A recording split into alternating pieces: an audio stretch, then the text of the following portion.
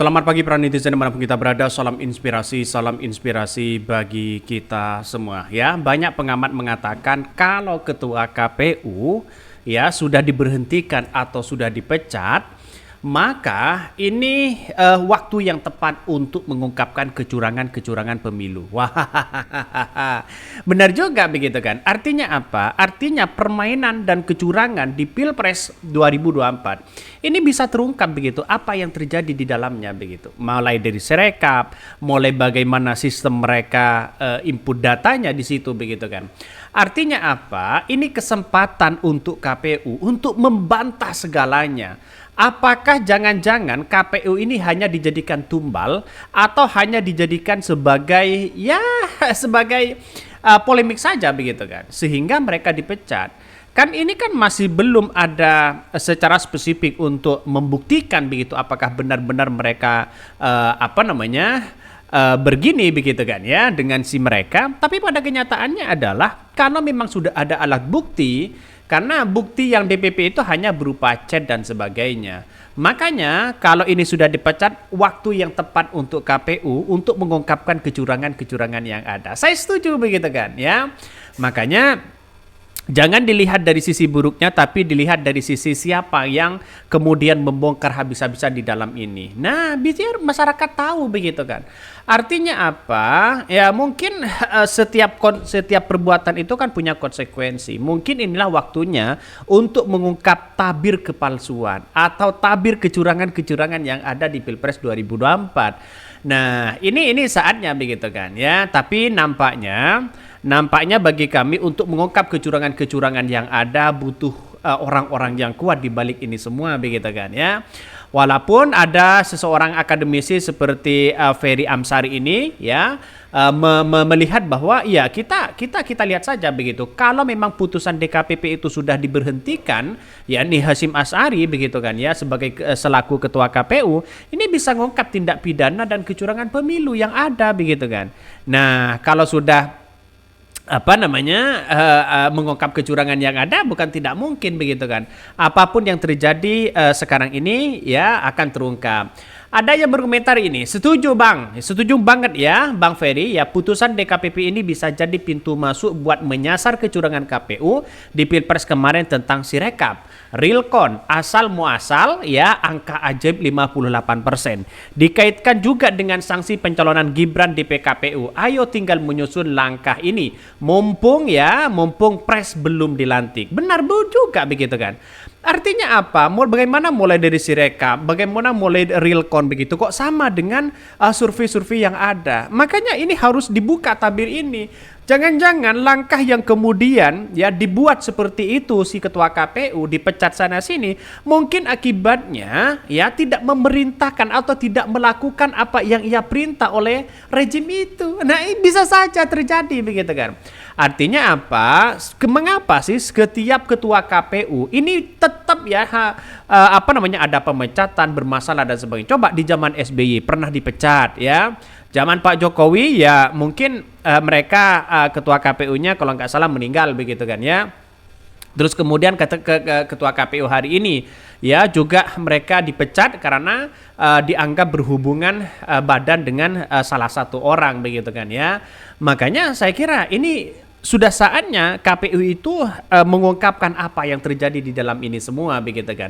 Masa ini itu aja begitu di dalam tubuh KPU. Makanya kalau ini terjadi bukan tidak mungkin begitu kan. Apalagi si KPU banyak yang dituduh masalah soal ritual dengan Gunung Salak ya, dengan wanita emas, lalu kemudian eksekusi dengan mereka begitu kan. Artinya apa?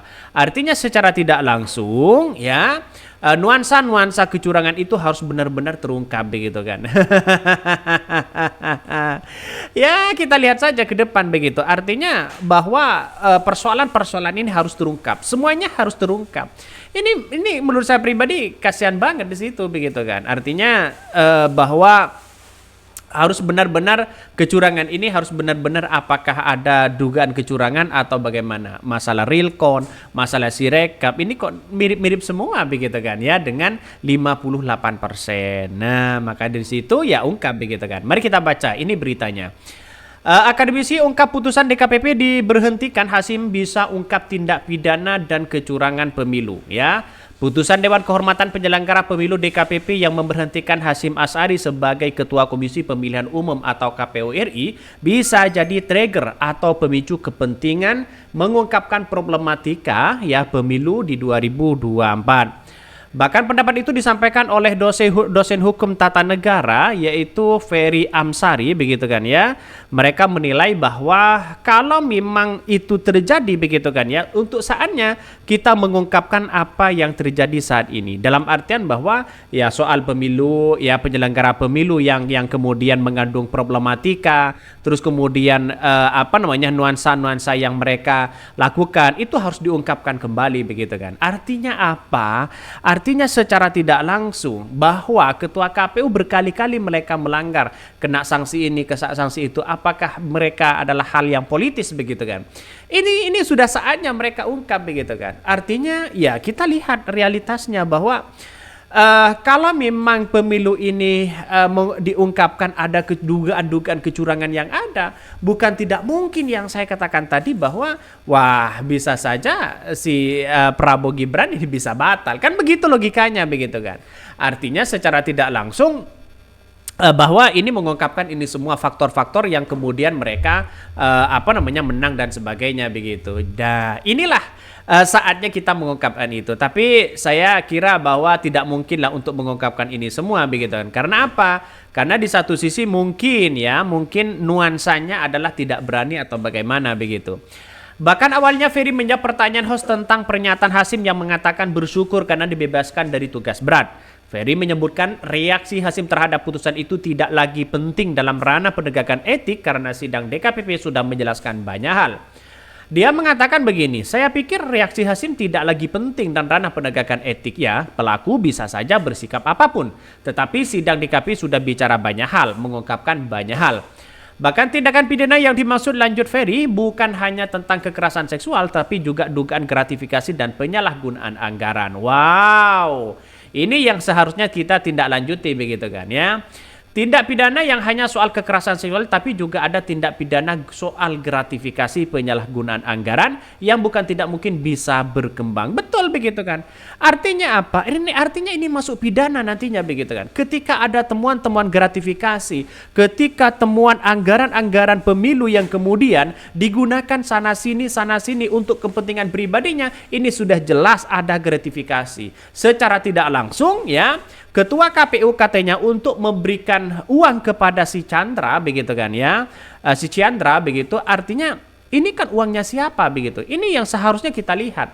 Apakah benar ini uang temannya ya yang dipakai untuk itu begitu kan. Kita lihat saja sebuah realitasnya. Makanya secara tidak langsung saya mengatakan bahwa kalau ini sudah terungkap semua bukan tidak mungkin. Ini sudah di depan mata. Mulai dari Sirekap, mulai dari Realcon ini kok sama semuanya begitu kan. Biar masyarakat tahu aja begitu kan. Bagaimana kelakuan-kelakuan ya dan bobroknya KPU hari ini. Nah, kita lihat saja ke depan. Mungkin itu yang kami sampaikan. Tonton terus channel Hodari Podcast Rakyat ini.